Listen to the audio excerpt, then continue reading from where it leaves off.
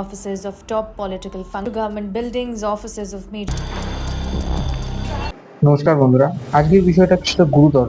নেপালে কি হয়েছে সেটা জানার চেষ্টা করব এবং তার অর্থ আমাদের জন্য কি হতে পারে সেটাও জানবো। অবস্থা এমন যে যুব সমাজ বেছে নিয়েছে সরাসরি রাস্তায় নেমে কথা বলতে। চলুন শুরু করা যাক। সর্বপ্রথম চলুন ব্যাকগ্রাউন্ডটা জেনে নিই। কেপি শর্মা ওলি 2024 সালের জুলাই মাসে চতুর্থবারের জন্য নেপালের প্রধানমন্ত্রী হন। তার সরকার সোশ্যাল মিডিয়া প্ল্যাটফর্মগুলোর উপর একটি নিয়ম আনতে চেয়েছিল, যেখানে সব প্ল্যাটফর্মকে নেপালের নিয়ন্ত্রণে রেজিস্টার করতে হবে এবং স্থানীয় আইন অনুযায়ী গ্রিভেন্স অফিসের অপব্যবহার নিয়ন্ত্রণ, দায়িত্ব পালন ইত্যাদি দায়িত্ব নিতে হবে। অনেকেই এই আইনটিকে গণমাধ্যমের উপর আঘাত হিসেবে দেখছিল এবং সাধারণ মানুষের কথা বলার অধিকার হুমকির মুখে পড়তে পারে এরম আশঙ্কাও ছিল।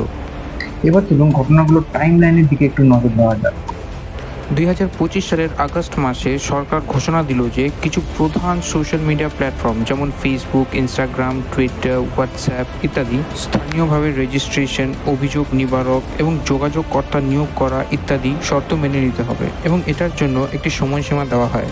4 সেপ্টেম্বর 2025 সরকার কঠোরভাবে প্রস্তাবিত নিয়ম অনুযায়ী বলল যে যেই প্ল্যাটফর্মগুলো রেজিস্ট্রেশন করেনি তাদেরকে ব্লক করা হবে।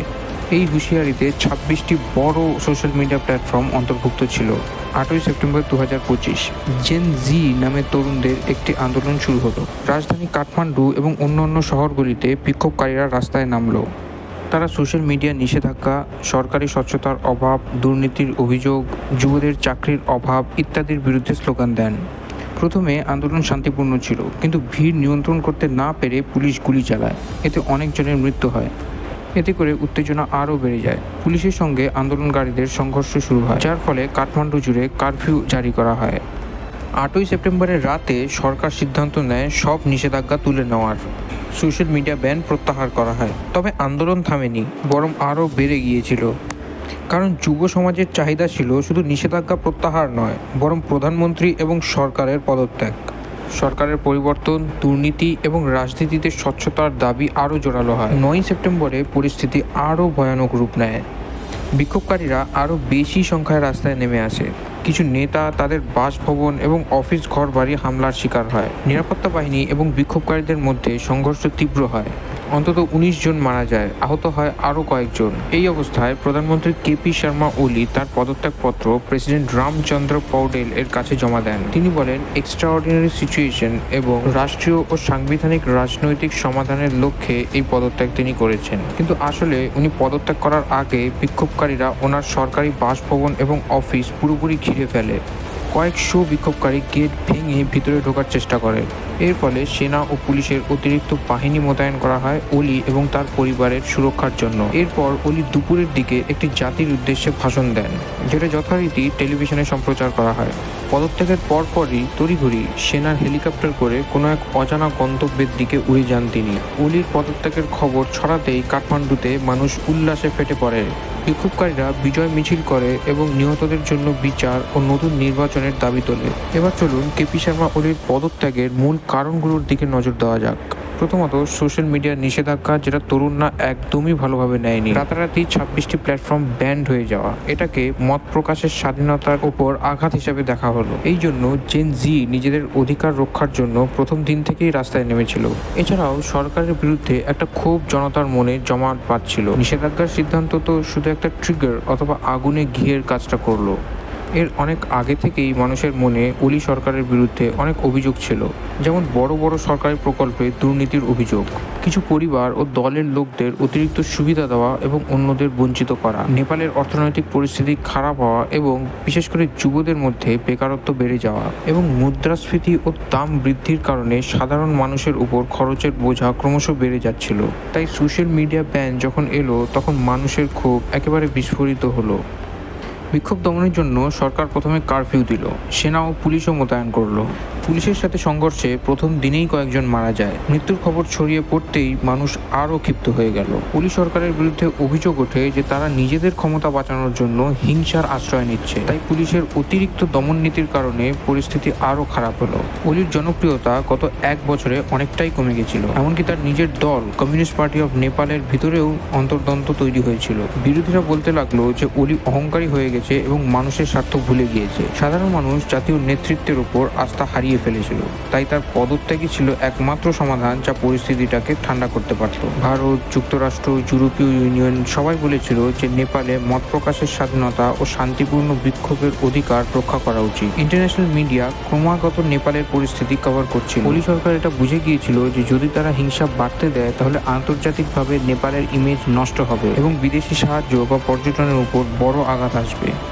শেষের দিকে প্রধানমন্ত্রী ওলি গভীরভাবে নিরাপত্তার অভাব বোধ করছিল, কারণ আন্দোলনকারীরা শুধু বিক্ষোভ করেনি, তারা পার্লামেন্ট ভবন, কিছু বিলাসবহুল হোটেল, এমনকি সরকারি অফিসের ভেতরেও হামলা চালিয়েছিল। রিপোর্ট অনুযায়ী কয়েক শত মানুষ ওলির অফিস পর্যন্ত ঢুকে পড়েছিল। এই অবস্থায় ওলির নিরাপত্তা নিয়ে একটি বড় প্রশ্ন ওঠে, তাই ওনার পালিয়ে যাওয়াটা অপরিহার্য হয়ে পড়ে। ওলির পদত্যাগ শুধুমাত্র সোশ্যাল মিডিয়া ব্যানের জন্য হয়নি, এটা ছিল বছরের পর বছর জমে থাকা ক্ষোভের বিস্ফোরণ, দুর্নীতি ও অর্থনৈতিক সংকটের প্রতিবাদ, আর তরুণদের ভবিষ্যৎ নিয়ে ছিনিমিনি খেলার ফল। পুলিশি দমন, আন্তর্জাতিক চাপ এবং ওলির রাজনৈতিক বিচ্ছিন্নতা মিলিয়ে তিনি শেষ পর্যন্ত পদত্যাগ করতে বাধ্য হন। নেপালে এই রাজনৈতিক পরিস্থিতি ভারতের জন্যও একাধিক দিক থেকে গুরুত্বপূর্ণ। চলুন জেনে নিই কী বিষয় আমাদের মাথায় রাখা উচিত। প্রথমত, রাজনৈতিক স্থিতিশীলতা ভারতের জন্য অপরিহার্য। নেপাল ভারতের প্রতিবেশী ও ওপেন বর্ডার পার্টনার। ইন্ডিয়া এবং নেপালের মধ্যে প্রায় 1700 কিলোমিটার খোলা সীমান্ত আছে, তাই নেপালের রাজনৈতিক অস্থিরতার মানে সীমান্তবর্তী এলাকায় চোরাচালান এবং অপরাধের মাত্রা বাড়বে এবং অনেক অবৈধ অনুপ্রবেশও ঘটবে।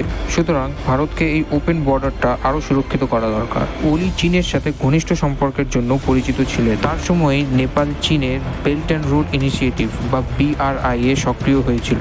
সুতরাং ওলির পতনের মানে চীনের প্রভাবের বিরুদ্ধে একটি ভারসাম্য। এটি ভারতের জন্য একটি বড় সুযোগ হতে পারে। অন্তর্বর্তী সরকার এবং ভবিষ্যতের নতুন নেতৃত্ব হয়তো ভারত নেপাল সম্পর্কের উন্নতি করবে, কিন্তু বিপরীতটাও হতে পারে। যদি নতুন সরকার চীনের কাছ থেকে বড় সমর্থন পায় কিংবা আমেরিকার পাপেট হিসেবে কাজ করে, তাহলে ভারতকে আরও সতর্ক হতে হবে। ভারত নেপালের সবচেয়ে বড় বাণিজ্যিক পার্টনার, তাই নেপালের রাজনৈতিক সংকট মানে সীমান্তে বাণিজ্য কম হতে পারে। ভারতীয় ব্যবসা যেমন ফার্মা, পেট্রোলিয়াম ইত্যাদি কিছুদিনের জন্য ক্ষতিগ্রস্ত হতে পারে। 2023-24 ডেটার অনুসারে ভারত থেকে নেপালে প্রতি বছর প্রায় 7.05 লক্ষ কোটি টাকার পণ্য যায় এবং নেপাল থেকে আসে প্রায় 74,000 কোটি টাকার পণ্য। সুতরাং এই বাণিজ্যিক সম্পর্কে অনেকটাই ঘাটতি আসতে পারে। নেপালের পোখরা, কাঠমান্ডু, লুম্বিনী ইত্যাদি ভারতীয় পর্যটকদের জন্য জনপ্রিয় হলিডে ডেস্টিনেশনস। হিংসাত্মক বিক্ষোভ এবং কারফিউ থাকলে ভারতীয় পর্যটক অনেকটাই কমবে, কিন্তু যদি স্থিতিশীল অন্তর্বর্তী সরকার আসে তাহলে ট্যুরিজম আবারও বাড়বে। এছাড়াও নেপালের বিক্ষোভ ভারতের জন্যও একটি সতর্কবার্তা। জেন জির বিক্ষোভ এটা প্রমাণ করে দিয়েছে যে সোশ্যাল মিডিয়া প্রজন্ম সংগঠিত হতে পারে এবং একটি দেশের সরকারকে টেনে নামাতে পারে। ভারতের জন্য এটি একটি সিগন্যাল যে ডিজিটাল যুগে মত প্রকাশের স্বাধীনতা দমন করতে চাইলে আন্দোলন এরকমই ঝাঁঝালো হতে পারে। এছাড়াও ভারতের জন্য নেপালের এই দুর্দশাটা একটি কূটনৈতিক সুযোগ হতে পারে। ভারত যদি এই সময় নেপালকে সহায়তা দেয়, যেমন অর্থনৈতিক প্যাকেজ, মেডিকেল সাপোর্ট বা রাজনৈতিক মধ্যস্থতা ইত্যাদি, তাহলে ভারতের প্রভাব নেপালে বাড়তে পারে। চীনের তুলনায় ভারতকে নেপালের নির্ভরযোগ্য বন্ধু হিসেবে দেখা হতে পারে। লেটেস্ট রিপোর্ট অনুযায়ী 12 September former chief justice Sushila কার্কিকে নেপালের নতুন ইন্টারিম প্রধানমন্ত্রী হিসেবে নিয়োগ করা হয়েছে। পার্লামেন্ট ডিসলভ করা হয়েছে এবং এখনো পর্যন্ত এটা ঠিক করা হয়েছে যে পরবর্তী নির্বাচন হবে 5ই মার্চ 2026-এ। তিনি নেপালের প্রথম মহিলা প্রধানমন্ত্রী। তার প্রধান কাজ হবে দেশকে শান্ত রাখা, দুর্নীতির মোকাবেলা করা এবং আগামী বছরের মার্চ মাসের নির্বাচনের প্রস্তুতি নেওয়া। সরকারি রিপোর্ট অনুযায়ী আন্দোলনে 72 জন মারা গেছেন এবং 2000-এরও বেশি জন আহত হয়েছেন এবং সরকারি ও ব্যক্তিগত সম্পত্তি ব্যাপক ধ্বংস হয়েছে। ভারতীয় প্রধানমন্ত্রী নরেন্দ্র মোদী নেপালের ইন্টারিম প্রাইম মিনিস্টার সুশীলা কার্কিকে ফোন করে নেপালে শান্তি এবং স্থিতিশীলতা ফিরিয়ে আনার জন্য সমর্থন জানিয়েছেন। এছাড়াও ভারত দু দেশের মানুষ কল্যাণে পারস্পরিক সহযোগিতা বাড়ানোরও প্রতিশ্রুতি দিয়েছে। আশা করি নেপালের সাধারণ মানুষ এই রক্তক্ষয়ী সংগ্রামের পর নেপালকে নতুন করে গড়ে তুলবে। ভিডিওটি ভালো লেগে থাকলে লাইক এবং শেয়ার করুন, আর এরকম ইনফরমেটিভ ভিডিও আরও পেতে চ্যানেলটাকে সাবস্ক্রাইব করে রাখুন। ধন্যবাদ।